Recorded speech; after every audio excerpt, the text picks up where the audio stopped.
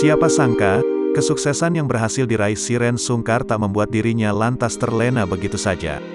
Terbukti, istri Teuku Wisnu ini pernah diam-diam bekerja di rumah Maya Estianty saat ia masih duduk di bangku SMP. Shiren Sungkar mengaku, kala itu ia diminta untuk bekerja cuci piring di rumah Maya Estianty.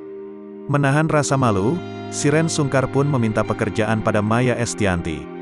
Sehingga ia memutuskan untuk mencari pekerjaan dengan mendatangi rumah-rumah artis yang ia ketahui. Dengan harapan, Shiren Sungkar dan temannya bisa mendapatkan pekerjaan di sana. Hal itu diungkap Shiren di kanal YouTube Maya Al-Eldul TV belum lama ini.